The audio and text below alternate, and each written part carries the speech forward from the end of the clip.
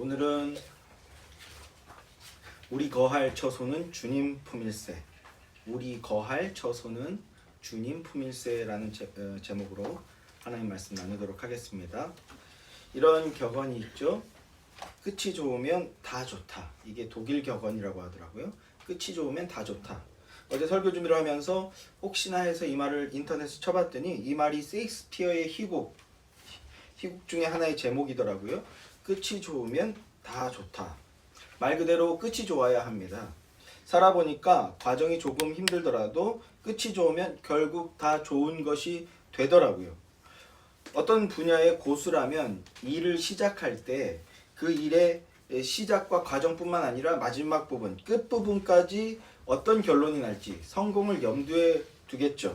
고수가 아니라도 마찬가지일 겁니다. 애초에 과정은 좋은데 끝이 엉망이 되기를 바라거나 계획하는 사람은 아무도 없을 것입니다. 그런데 제가 이런 말씀을 왜 드릴까요? 그리스도인이란 성령 하나님의 역사하심의 은혜로 중생한 자들입니다. 중생했다는 것, 영생을 얻었다는 거거든요. 영생을 얻어서 믿음의 삶을 살게 된 자들이고 믿음의 길을 가게 된 자들입니다. 그런데 이 믿음의 삶, 믿음의 길이란 세상의 길과 어떤 차이가 있습니까? 끝이 있다라는 겁니다. 끝. 그 길에 끝이 있다. 영원한 천국, 영원한 하나님 나라, 새 하늘과 새 땅이라는 끝이 있다라는 겁니다. 사랑하는 성도 여러분, 여러분은 이 신앙생활의 끝, 인생의 끝에 당도하게 되었을 때 영원한 나라, 영원한 거처가 있음에 대해서 생각해 보셨습니까? 영원한 거처에 대해서 고민해보고 하나님께 간구하고 계십니까? 준비를 하고 계신가요? 그리스도인이란 이 세상은 하나님이 정하신 때에 끝이 있음을 믿고 붙드는 자들입니다. 오늘은 성경이 말씀하고 있는 시간의 끝에 당도하게 될 때 영원한 처소, 영원한 거처가 있다라고 하는데 영원한 처소, 영원한 거처가 무엇을 말씀하는 것인지, 그리고 영원한 거처에 대한 믿음이 있는 자는 어떠해야 하는지 이것에 대해서 함께 상고해 보도록 하겠습니다. 본문 1절 말씀을 보세요. 만일 땅에 있는 우리의 장막집이 무너지면 하나님께서 지으신 집 곧 손으로 지은 것이 아니요 하늘에 있는 영원한 집이 우리에게 있는 줄 아느니라 말씀합니다. 사도 바울이 고린도 교회 성도들을 향해서 인생의 끝, 육체의 종말에 대해서 말씀하고 있는데요. 땅에 있는 장막집이 무너지면 이렇게 말씀하죠. 이 말은 육신의 종말을 이야기하는 겁니다. 육신의 종말, 육체의 종말을 이야기하는 겁니다. 육체의 죽음을 의미하는 거죠. 여기서 재밌는 것이 사도 바울은 투잡러였어요. 투잡러. 요새 이런 신조들이 있더라고요. 저의 투잡 선배님이신데 청출어람이라고 저는 쓰리잡을 뛰고 있죠. 선배를 뛰어넘었습니다. 아무튼 투잡을 뛰던 사도 바울의 부업이 뭐였습니까? 사도 바울의 부업이 뭐였죠? 브리스길라와 아굴라와 함께 천막을 짓는 일을 했습니다. 사도행전 18장에 보면 천막으로 집 짓는 일을 했어요. 역시 사람은 경험을 해야 되고 경험은 사람에게 많은 영감을 줍니다. 사도 바울은 그 천막 짓던 그 경험을 통해서 인간의 몸과 영원한 거처를 은유하고 있는 겁니다. 천막을 통해서. 본문을 다시 보면 땅에 있는 장막집, 곧 하늘에 있는 영원한 집, 이렇게 두 가지를 대조하고 이 대조와 은유를 통해서 우리에게 메시지를 던지고 있는 것인데요. 땅에 있는 장막집이라는 것은요, 앞서 말씀드렸듯이 현재 우리가 입고 있는 이 육신, 인간의 몸을 은유한 겁니다. 이걸 땅에 있는 장막집, 이렇게 집이라고 표현한 겁니다. 그런데 그 장막이 만일 무너지면이라고 얘기하죠. 무너진다. 무너진다라는 건 육신의 종말, 육체의 죽음을 의미하는 거고요. 사람이라면 누구나 인생의 연수가 차면 늙게 되고 늙으면 신체의 기능들도 떨어지게 되죠. 병이 들어서 결국 죽게 되기가 쉽습니다. 결국 누구나 죽게 되기 마련입니다. 너무나 당연한 이치고 이것을 부정하거나 이것을 거부할 수 있는 인생은 이 세상에, 이 땅에 아무도 없죠. 아무도 없습니다. 누구나 태어나면 죽습니다. 땅에 있는 장막집이 무너진다. 이 자명한 이치에 대해 사도 바울은 이렇게 말씀합니다. 이렇게 말씀을 한 것입니다. 그러나 우리에게는 하늘에 있는 영원한 집이 있는 줄 아노라, 이 말씀도 덧붙이고 있어요. 그리고 이 집은 사람의 손으로 지은 것이 아니요 하나님께서 지은 집이다, 이렇게 말씀합니다. 그리스도인이란 하나님께서 지으신 집, 영원한 집, 내 아버지 집. 히브리서에서는 이걸 또 본향이라고 표현하는데, 내 아버지 집이 있다, 돌아갈 곳이 있음을 믿고 대망하는 것이다 라는 겁니다. 그게 그리스도인이라는 겁니다. 내 아버지 집, 영원한 처소가 예비되어 있다. 지난주에 천지 창조의 목적에 대해서 말씀드렸어요. 하나님께서 천지 만물을 창조하셨는데 그 천지 만물을 창조하신 이유가 뭐라고 말씀드렸습니까? 우리 인간들을 위해서가 아니라 하나님의 아들을 위한 것이었다라는 말씀을 드렸습니다. 하나님의 아들이신 예수 그리스도의 영광을 드러내기 위해서 창조한 것이 천지 창조라는 겁니다. 이게 무슨 말이냐 하면, 하나님이 그 아들을 통하여서 당신의 거처, 하나님의 처소를 만들기 위한 것이 바로 천지 창조라는 겁니다. 하나님의 처소 만들려고 한다는 겁니다. 하나님께서 6일 동안 천지를 창조하시고 7일째 되는 날 안식하셨죠. 천지 창조는 하나님께서 당신이 안식할 곳을 만든 것이다 라고도 해도 과언이 아닌 겁니다. 그것이 결과적으로 하나님의 백성들이 누리게 될 안식을 미리 예표하여 보여준 것이기는 하지만, 그러나 안식의 주체는 하나님이셨어요. 이 안식도 6일 창조가 힘들고 지쳐서 피곤해서 쓰러져 쉬신다 이런 개념이 아니라는 것 이미 교리 시간을 통해서 말씀을 드렸죠. 하나님께서 하나님이 거하실 처소를 만들기 위해서 창조하신 것이 천지 창조이다라는 겁니다. 그런데 그럼 이게 도대체 무슨 말인가? 하나님께서 우주 어딘가에 거하실 처소가 없어서 이 태양계, 뭐 어벤져스 같은 영화 보면 지구가 가장 변두리더라고요. 항상 보면 그 우주 영화 보면 지구가 제일 변두리인데, 하나님이 거하실 처소가 없어서 우주 제일 변두리 어딘가에다 지구라는 별에다가 재건축하듯이, 리모델링 하듯이, 혹은 다가구 주택 소유하듯이 만드신 것이 지구의 천지 창조일까요? 요새 종부세도 엄청 세던데? 당연히 아니죠. 그러면 천지 창조를 왜 하신 것인가? 하나님의 아들이신 예수 그리스도의 희생을 통해서 구속하신 당신의 백성들 안에 하나님께서 사시려고, 당신의 처소 삼으시려고 하신 것이다, 이것입니다. 출애굽기 15장 13절 말씀을 보겠습니다. 출애굽하고 홍해를 건넌 직후에 기적과 영광을 맛본 후에 모세가 하나님을 찬송하고 있는 내용인데요. 자, 눈으로 보시기 바랍니다. 주의 인자하심으로 주께서 구속하신 백성을 인도하시되 주의 힘으로 그들을 주의 거룩한 처소에 들어가게 하시나이다. 주의 인자하심으로 주께서 구속하신 백성들을 인도하시되 주의 힘으로 그들을 주의 거룩한 처소에 들어가게 하시나이다, 이렇게 말씀하고 있어요. 하나님께서 이스라엘 백성들을 출애굽시키신 목적이 무엇인지 드러나는 그런 구절인데, 하나님께서 어린 양의 피로 이스라엘 백성들을 구속하여 내셨죠. 그런데 무엇 때문에 구속해 내셨다고 말씀합니까? 무엇에 근거해서? 주의 인자하심이라고 말씀합니다. 주의 인자하심이 근거가 되어서 이스라엘 백성들을 출애굽해 주신 것이라는 겁니다.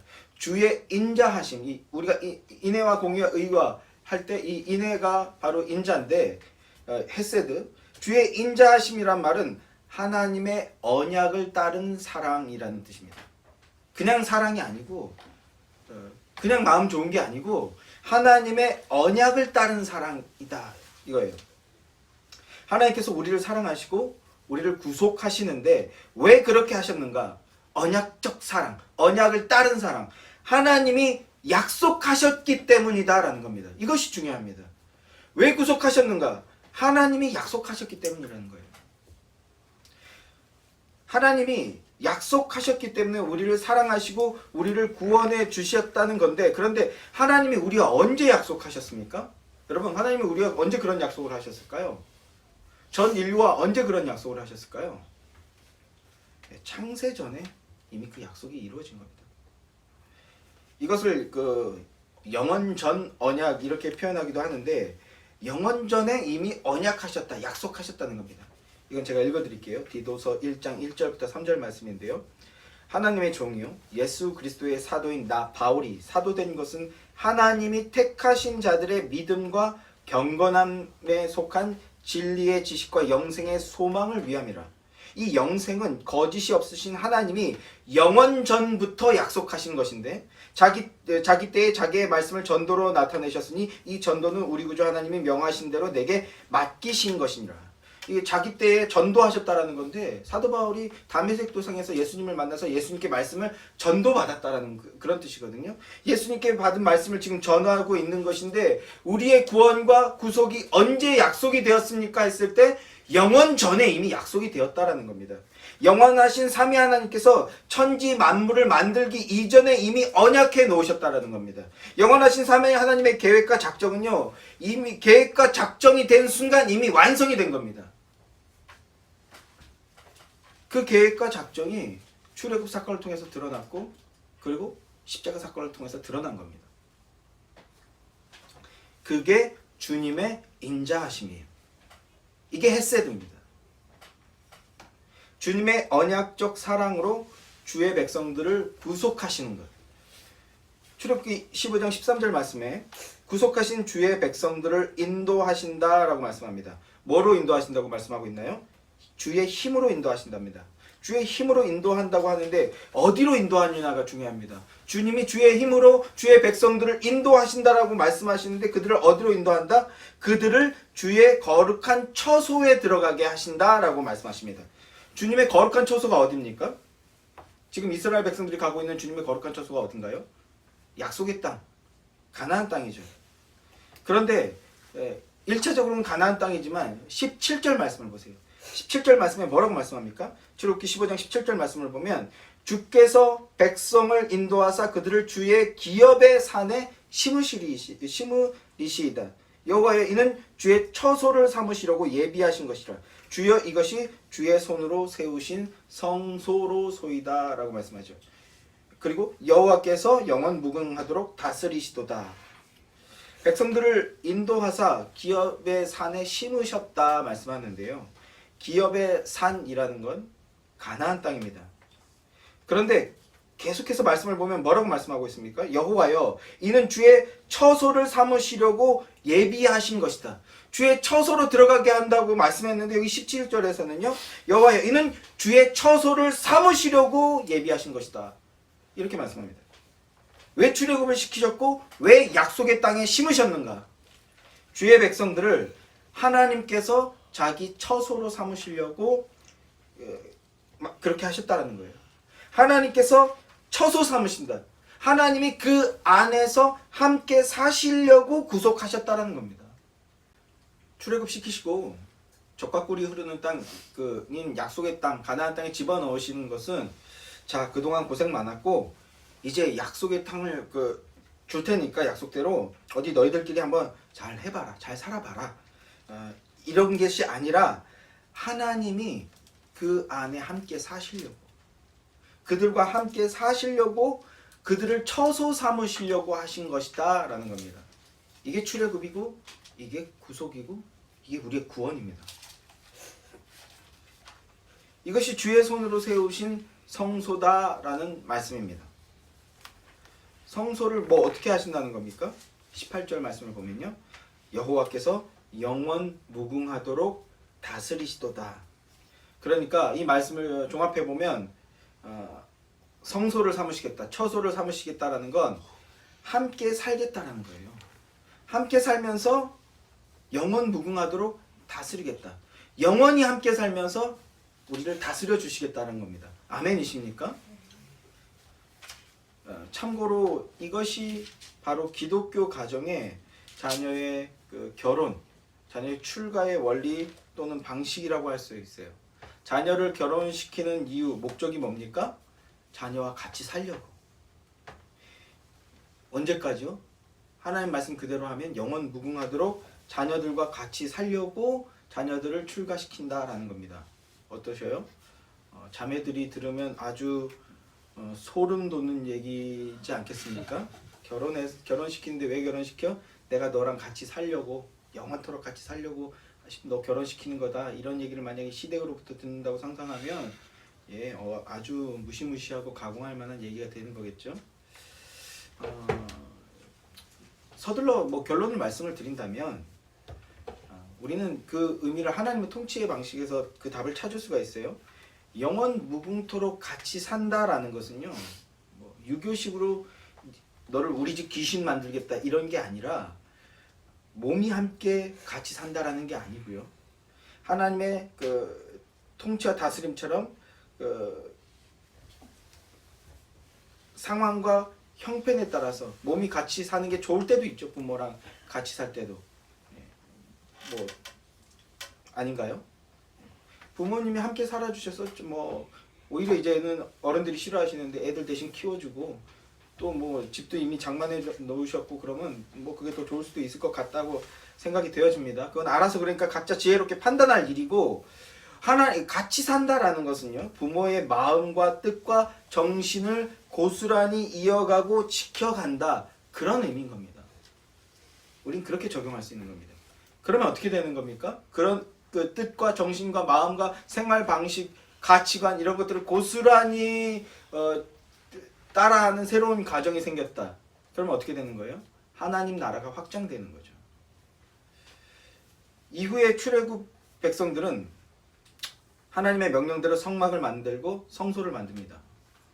성막은 이동하는 텐트를 말하는데요, 광야에서 이동하는 그 이스라엘 백성들 한가운데 성막이 있었어요.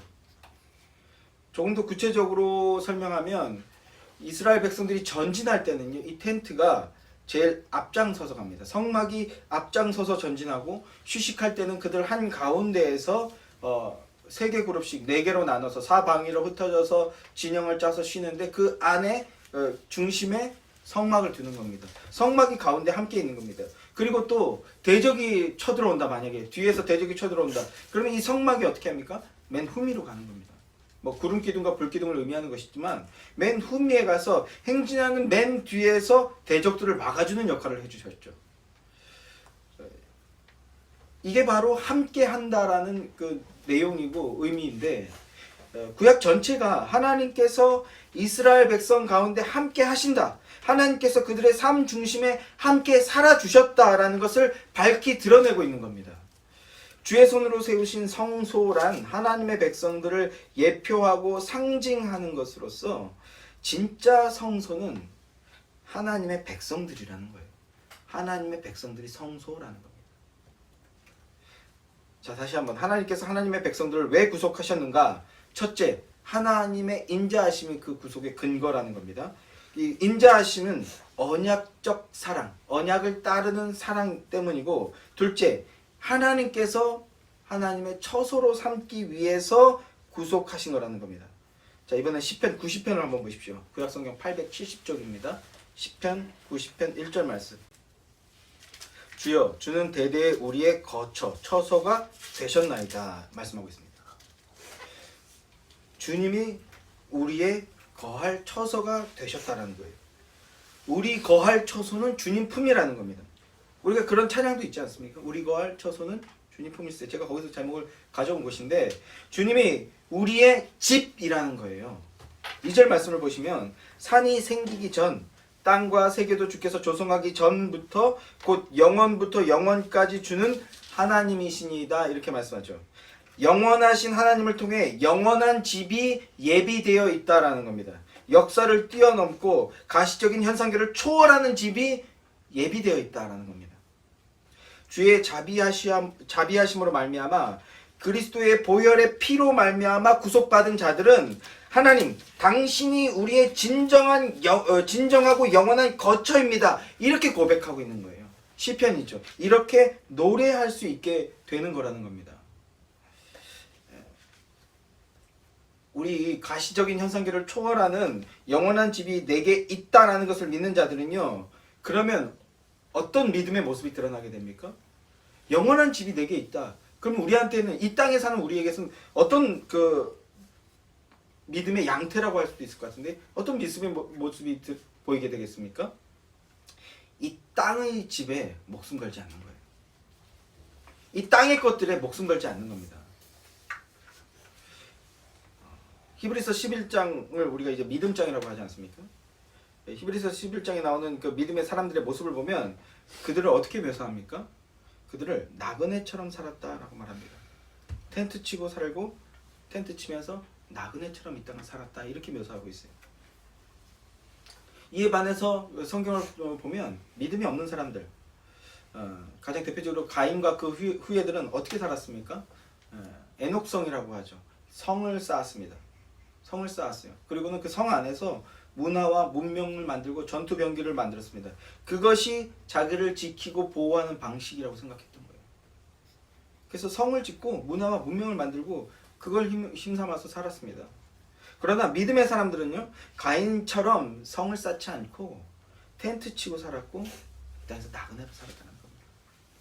우리 일제강점기 시절 때 해방운동 하셨던 분들, 사실 독립운동이라는 표현보다는 해방운동이나 항일운동 이렇게 표현하는 것이 좀 더 정확한 표현이고 올바른 표현인데요.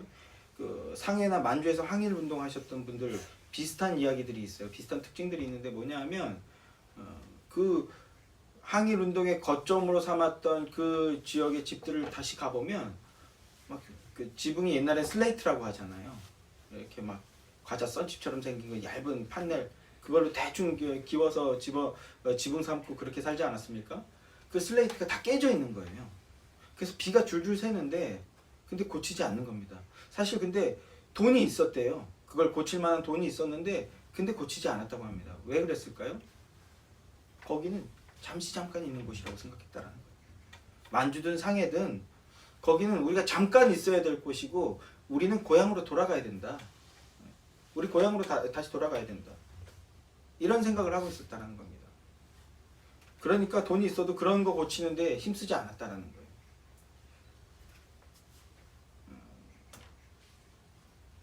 그런 것처럼 우리 믿음의 사람들은요, 이 땅의 것을 쥐고 이 땅의 것으로 힘을 삼기 위해서 아둥바둥 살지 않았다는 겁니다.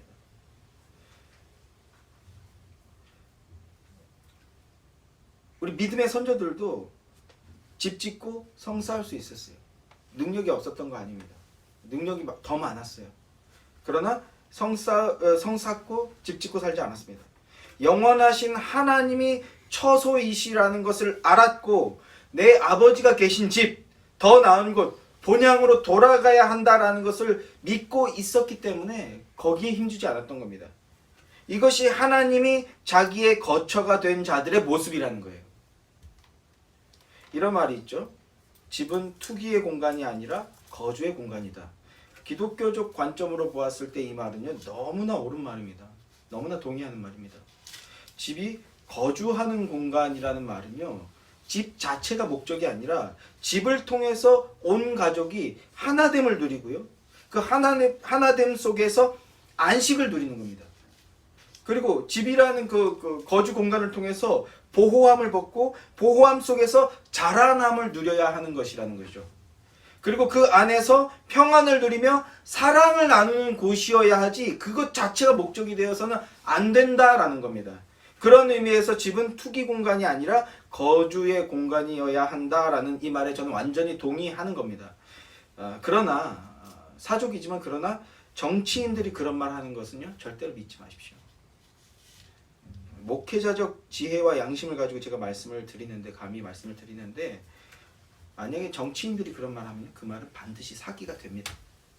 혹시 그런 의도가 없었더라도 결국은 그렇게 돼요. 그러니까 그런 말 하는 사람들, 집은 거주 공간이지 투기의 공간이 되어서는 안 됩니다. 투기가 뭔지도 정의가 안 됐어요, 사실은. 칠거지약처럼 뭐 그렇게 돼버리는 거지. 거주의 공간이어야 이렇게 말하는 사람들 누가 하든 절대 믿지 말고 검증하고 균형을 갖춰야 됩니다. 이 땅에서 그런 일들은요, 그렇게 온전하고 공평하게 분배되는 일은요, 이 땅에서는 절대 없어요. 아무리 좋은 의도로 시작했다고 해도 결국은 또 다른 누군가에게 특권을 주어지는 일이 될 뿐이라는 겁니다.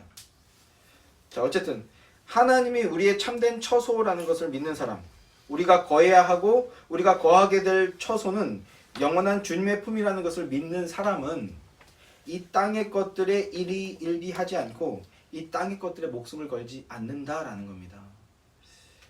이 땅의 것들을 가득 채우는 것을 통해서 안식을 얻게 되거나 안전한 보호를 받게 되거나 평안을 누리게 되거나 영원하고 완전한 만족과 사랑을 얻거나 누리게 되지 못한다라는 겁니다.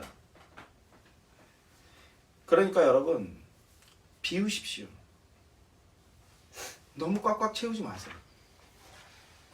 이 땅의 것들을 필요 이상으로 너무 채우지 마십시오. 그리스도인이라면 주님의 처소를 채우기 위해 힘써야지 이 땅의 처소에다가 뭐를 자꾸 때려 박으려고 막 채워 넣으려고 아둥바둥 하지 않습니다. 이 땅의 것들은요, 그저 소비재일 뿐이고 소모품일 뿐입니다. 필요한 만큼 쓰는 거지 그것 자체가 목적이나 영광이 없다고요. 필요하면 쓰는 거고 사용하지 않으면 버리는 겁니다. 그거 많이 쌓아놨다고 그거 큰 자랑 되지 않아요. 그런데 주변을 보면 그걸 못 버려가지고 전전긍긍하는 인생들이 너무나 많은 것을 보게 됩니다. 제가 제 아이들한테도 가장 많이 하는 잔소리들이 몇 개 있는데 그 중에 또 하나가 뭐냐면 그거 사용하지 못하면 쓰레기니까 정리하지 못하고 관리하지 못하면 쓰레기니까 바로 버려라. 맨날 이 잔소리 제일 많이 해요. 바닥에 뭐 있거나 어디 장식품이라도 장식할 자리 없거나 그리고 더 이상 쓰지 않거나 관리가 안 되면 그 쓰레기니까 바로 버려라. 바로 비워라. 요거 지금 몸에 배게 하려고 계속해서 잔소리합니다. 영원한 그 처소에 대한 믿음이 있는 사람들은요, 이 땅의 것들 채우느라고 아둥바둥 하지 않아요. 필요한 만큼만 하려고 하는 겁니다. 필요한 만큼만. 지금 이제 제가 드리려는 말은 좀 모순이 되는 것 같기도 해요. 근데 좀 가볍게 말씀드리면 제 서재에 대략 1000권이 조금 안 되게 책이 있는 것 같습니다. 근데 사실 좀 쓸데없는 책들도 많이 있고요. 아무튼 그렇습니다. 그런데 이 즈음하여서 제가 제일 부러워하고 동경하는 목사님들의 모습이 있는데 그것이 어떤 것이냐면 자신이 가지고 있던 그 주석 책들, 이런 책들 있잖아요. 이걸 후배들한테 나눠주는 그런 목사님들이 있어요. 무슨 뜻이냐 하면 책이 남아 돌아서 이렇게 나눠주는 분도 물론 계시지만 그게 아니라 주석이라든지 지금 제 서재에 있는 책들도 결국은 성경을 성경대로 좀 바르게 보고 깊게 보게 하기 위한 도구거든요. 참고서거든요. 그렇게 후배들한테 주석을 그냥 귀한 주석인데도 아낌없이 주시는 분들은 뭐냐 하면 이제 더 이상 주석을 볼 필요가 없게 된 분들인 거예요. 예? 성경만 있으면 되는 거예요. 성경 보면 쫙 나오니까 그러니까 주석 나눠주는 게 그게 너무 부러워요. 나는 과연 언제쯤 그렇게 될까? 그렇게 될 수는 있을까? 이런 생각들을 하게 되는데 더 이상 주석을 참고할 필요가 없게 되면 그냥 나눠주는 겁니다. 이게 필요가 없게 되면 누구 주거나 엿받고 먹거나 하는 거예요. 근데 저는 아직 그 수준이 못 돼서 혹시 요 한 문장이라도 도움이 될까? 혹은 내가 아직 요 책에서 이거 안 볼 책인데 여기서 못 깨달은 게 혹시 있을까? 이렇게 해서 낑낑 싸매고 있는 거죠. 미련하고 아둔한 거죠. 성경만 있으면 되는 수준이 되면 저도 아낌없이 오히려 그냥 폼나게 그냥 버리고 비울 겁니다. 그럼 막 제처가 좋다고 막 찬양하고 난리 나겠죠? 네. 저거 자체는 아무 가치도 없고 아무도 의미도 없는 거예요. 소장파라고 해가지고 내가 몇 권 가지고 있다 이런 거 자랑하는 사람들이 있는데 아무 의미도 없는 겁니다. 아무 의미도 없는 거예요. 그리스도인은 내가 뭘 얼마나 쌓고 있나, 얼마나 막 이렇게 가지고 있나 이런 거 자랑하는 거 아닙니다. 그러니까 이 땅의 것들 그게 유통기한이 끝났다 싶으면 버리세요. 과감하게 버리고 여러분 여기 우리 지체들 그리고 영상 보시는 분들 과감하게 버리십시오. 그리고 책은 우리 집에다 버려주시기 바랍니다. 네, 농담이고요. 이 땅의 집, 사도 바울의 표현을 따라서 땅에 있는 장막도 육신이 있을 동안만 필요한 겁니다. 육신을 벗으면요 못 가지고 가요. 집 못 가져갑니다. 제 친구가 저한테 이렇게 별거 아니라는 듯이 얘기하더라고요. 자기는 여기서 조금 있다가 성수동으로 갈 거야 라고 얘기하는데 제가 그 말의 가치를 몰라서 그래? 또 이사가? 뭐 이렇게 아무것도 아닌 것처럼 받았어요. 근데 성수동 그 아파트 평균 시세를 우연히 봤는데 무슨 영상 보는데 80억 정도 하더라고요. 아 그렇구나. 그게 아무렇지도 않은 척 들을 수 있는 얘기는 아니었구나. 근데 내가 너무 그 가치에 무지해서 걔가 엄청난 얘기를 했는데 못 알아들은 거예요. 그런데 그것도 이 땅에서만입니다. 그 80억이든 뭐 100몇 억이든 몇 천억이든 대저택이든 하나님 나라에 못 가지고 가요. 필요 없는 겁니다. 오히려 영원한 집이 내 아버지 집이 예비되어 있다고요. 그러니까 그리스도인은 여기에 집착하거나 이걸로 경쟁하는 게 아닙니다. 그저 필요한 만큼만 있으면 되는 겁니다. 그것을 위해서 그 정도 열심히 내셔야 돼요. 저희가 또 뭐 약간 사족이 많이 붙을 얘기인데 제가 막 열심히 덜어냈는데 조만간 이사를 가야 될 것 같아요. 이사를 가야 될 것 같습니다. 요 몇 년 만에 만난 한 지체가 있는데 목사님 너무 성공하셨다고 막 저희 집에 몇 년 만에 왔는데 오랜만에 저희 집에 온 거예요. 그래서 너무 성공하셨다고 막 자꾸 그 얘기를 하길래 그게 무슨 뜻인가 했더니 전에 주택 살 때 막 다락방 같이 그냥 무슨 닭장집 같이 그런 집이었잖아요. 거기 살 때 보고 여기 이사 온 곳은 처음 본 거예요. 그 집에 비하면 이 집이 넓고 깔끔하니까 목사님 성공하셨다고 막 이렇게 좋은 마음으로 얘기해 준 거죠. 좋은 뜻으로 얘기해 준 건데 뭐 그 어떤 마음인지는 알겠는데 근데 그런 거에 목숨 걸지 않는다고요. 제가 좋은 집을 가지고 있지 못한 것은요. 가지고 있지 못한 것에 대해서 불편한 마음은 딱 두 개밖에 없어요. 첫째는 우리 아이들 자라는데 환경이 좀 더 여유 공간이 필요하구나. 그리고 또 하나는 제가 그 닭장집 같은 주택 살 때 죄송했던 건 우리 장인어른 장모님한테 조금 죄송한 거지. 조금 미안한 거지. 제 처한테는 전혀 안 미안해요. 왜냐면 우리가 함께 한마음 한뜻으로 영원한 처소를 대망하는 그 믿음으로 지금 믿음으로 살고 있거든요. 이거는 우리에게 소모품이야. 필요할 때 필요한 만큼 쓰는 거지. 80억짜리 집 가고 이런 거 꿈을 꿔도 안 될 일이지만 꿈도 안 꿔요. 영원한 처소를 꿈꾸는 거지. 제가 지금 무슨 말 하려고 지금 원고에 없는 자꾸 사정을 많이 붙이는데 무슨 말씀 드리려고 하는 것인지 여러분 이해하실 거라고 생각합니다. 믿음의 사람들은 이 땅의 것들에 일희일비하는 것이 아니었습니다. 믿음의 사람들은 영원한 처소가 있다는 걸 확신하고 붙들었던 사람들입니다. 그래서 믿음의 조상이라고 불리는 아브라함은요, 이 땅에서는 오직 막벨라굴 요거 하나만 소유했죠. 이 굴 하나만 소유했던 겁니다. 믿음의 후손들, 믿음의 후예들에게 믿음으로 살아라는 거 보여주려고 하는 거라고 제가 일전에도 설교하지 않았습니까? 그리고 요셉 역시도 너희가 이 애굽에서 살지 않는다. 너희가 훗날 이 애굽 세상 왕이 임금 노릇하는 이곳에서 떠나게 될 것이다. 왜? 그게 하나님 약속이니까. 떠나게 될 텐데 그때 나의 해골도 가지고 가라. 해골까지도 가지고 가라. 내가 여기서 1인자 노릇하고 막 실질적인 권력과 막 행세를 했지만 그게 내 목적이 아니야. 그건 도구였을 뿐이고 과정이었을 뿐이고 진짜 내 꿈과 내 소망은 영원한 처소 가는 거다. 그러니까 비록 그때 내가 죽고 없어질 것이지만 해골이라도 가지고 가라. 이렇게 유언했지 않습니까? 참 안식과 평안을 누릴 곳은 세상 나라가 아니라는 거예요. 세상 집이 아니라는 겁니다. 그런데 우리 인간들은요, 육신을 입은 존재들입니다. 육신을 입은 존재들이에요. 그 말은 제한과 한계가 있는 존재들이라는 것이고 이 땅에서 벌어지는 상황과 환경들로 인해서 영향을 받을 수밖에 없는 존재라는 것이죠. 고린도후서 5장에서 사도 바울은 탄식한다 이렇게 말합니다. 이 말을 계속해서 반복합니다. 사도 바울조차도 성령 충만한 상태인 그 사도 바울조차도 이 육체의 문제는 어쩔 수 없었던 게 있는 거예요. 육신을 입고 있기 때문에 어쩔 수 없게 겪게 되고 맛보게 되는 아픔과 고통과 어려움들이 사도 바울조차도 있었다라는 겁니다. 그러나 이 땅의 것들을 채우는 것을 통해서 영원한 안식과 만족을 누릴 수 없음을 사도 바울은 알고 있었어요. 본문 고린도후서 5장 2절 3절 말씀을 보면요. 참으로 우리가 여기 있어 탄식하며 하늘로부터 오는 우리 처소로 덧입기를 간절히 사모하노라. 이렇게 입음은 우리가 벗은 자들로 발견되지 않으려 함이라.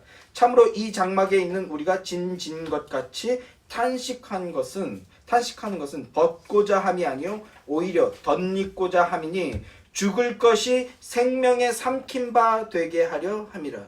사망이 사망을 이기는 그 역사를 말하는데, 먼저 우리가 여기 있어 라고 말합니다. 이 땅에 있기 때문에 사도 바울도 탄식하고 신음하게 됩니다.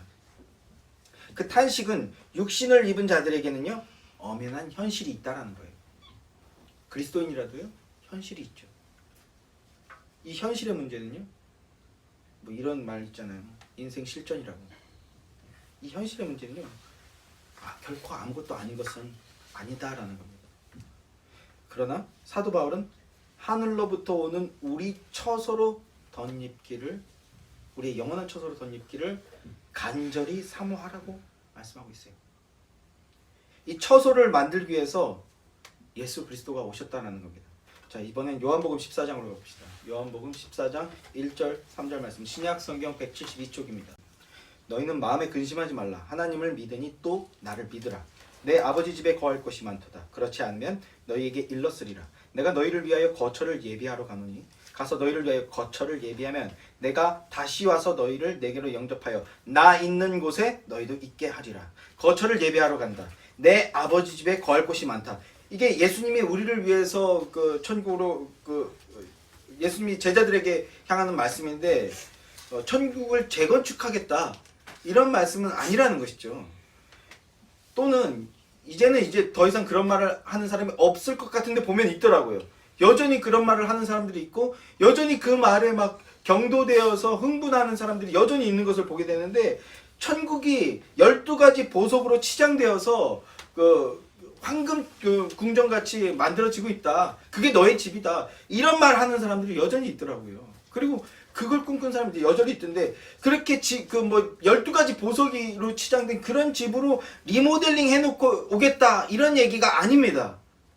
이제는 우리 그런 말에 속지 말고 그런 말에 경도되지 맙시다. 그리고 그런 걸 이렇게 잘못된 신앙을 가지고 있는 사람들이 있다면 복음을 제시해 줘야 됩니다. 예수의 교회는 말씀의 실력자들, 전문가가 돼야 되니까. 아멘이십니까? 약하네 아멘. 온라인에 계신 분들은 막 지붕이 떠져라 아멘 하셨을 거라고 믿습니다. 지극히 육신적인 사고고 죄의 본성적 오염에서 벗어나지 못한 모습입니다. 성경은요 탐심을 죄라고 말씀하고요, 이 탐심은 우상숭배를 말씀하는 거예요. 우상숭배. 천국에 예비될 내 집이 있다. 그 집은 의리의리한 궁전이나 맨션이다. 그러니까 그런 뜻으로 천국을 채우기 위해서 헌금하고 헌신하고 봉사하고 신앙생활하고 그러는 거라면 그건 우상숭배라는 겁니다. 그건 하나님 믿는 게 아니고 우상숭배라고요. 범죄하는 겁니다. 그래서 사도 바울은 벗은 자들로 발견되지 않으려 함이라 라고 말씀했는데요. 본문에서 그런 인식은 벌거벗은 거라는 겁니다. 아담이 내가 벗었으므로 부끄러워 숨었나이다 라고 고백하지 않았습니까? 그런 아담의 상태와 똑같다라는 겁니다. 눈이 밝아졌다고 생각하고 있지만 사실은 눈이 어두워진 거예요. 눈이 멀어버린 겁니다.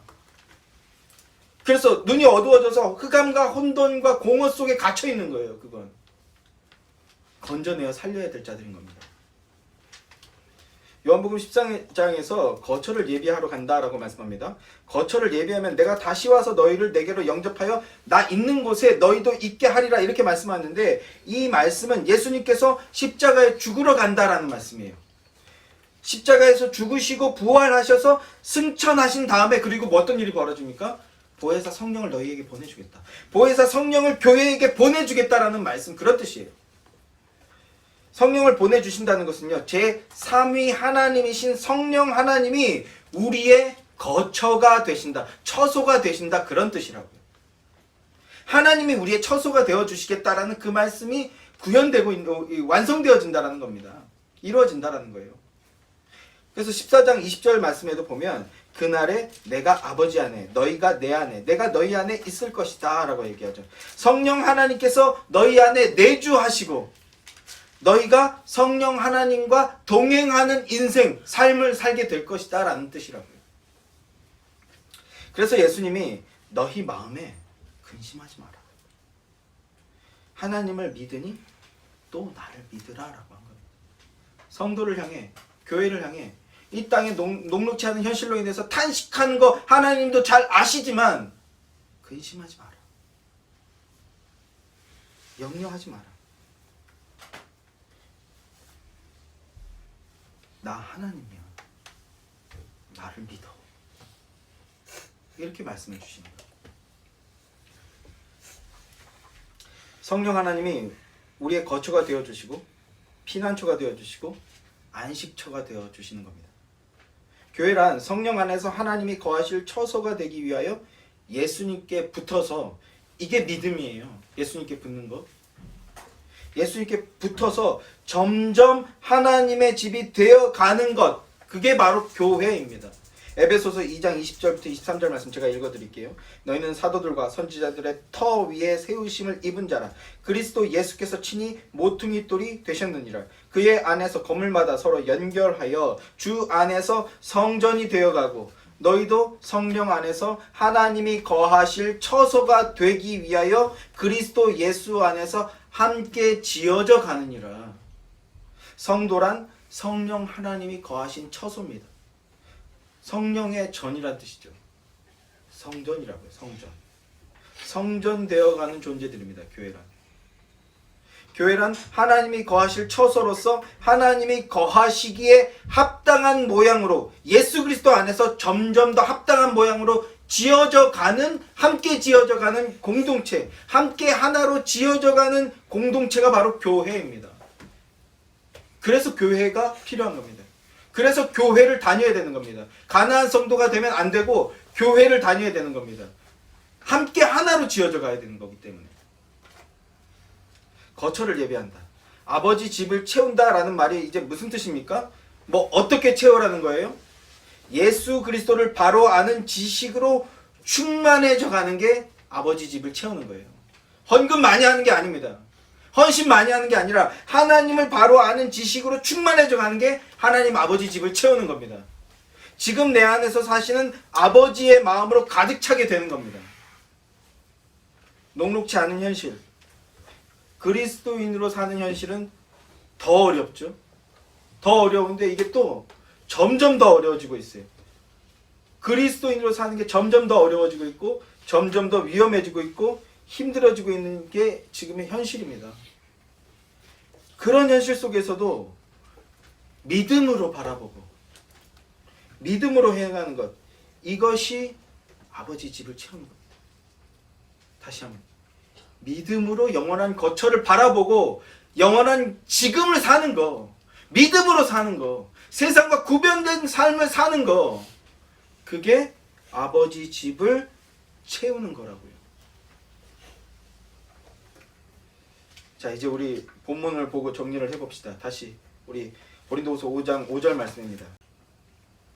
곧 이것을 우리에게 이루게 하시고 보증으로 성령을 우리에게 주신 이는 하나님이시니라. 하나님께서 처소된 삶, 성전된 삶을 살아갈 수 있게 해주신다는 건데, 말로만 하는 것이 아니라 어떻게 실제적인 행동을 하신다는 겁니다. 뭘 어떻게 하신다는 겁니까? 보증을 주시겠다는 겁니다. 보증.